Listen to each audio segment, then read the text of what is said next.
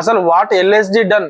అక్కడ Mohammed Shami last ball లో 6 కొట్టి దాన్ని టైగా మార్చేస్తే అసలు ఎల్ఎస్జి ఏం చేసింది, ఫామ్ లో లేని నికోలస్ పూరన్ని సూపర్ ఓవర్ లో పంపించింది, వచ్చిండు అవుట్ అయిపోయిండు అంతే. అక్కడనే బిగ్గెస్ట్ మిస్టేక్ చేసిర్రు ఎల్ఎస్జి వాళ్ళు అని చెప్పేసి నాకైతే అనిపిస్తుంది భయ్య. ఆయన దాని తర్వాత మార్పు అవుట్ అయిపోయిండు. ఓన్లీ సూపర్ ఓవర్ లో 1 రన్ మాత్రం చేయగలిగారు. 1 రన్ చాలా ఈజీ ఏ టీం కైనా కానీ. 1 రన్ సూపర్ ఓవర్ లో కొట్టడానికి భయ్య అంత కష్టపడి ఆడిండు మొహమ్మద్ షమి. నిజంగా హ్యాట్స్ ఆఫ్ చెప్పాలి మొహమ్మద్ షమికి. బౌలర్ అయినా కానీ అంత ప్రెజర్ లో లాస్ట్ బాల్ కి 6 కొట్టిండు చూడు, మామూలుగా కాదు. అండ్ కేకేఆర్ నిన్న చాలా మంచి బౌలింగ్ వేసింది.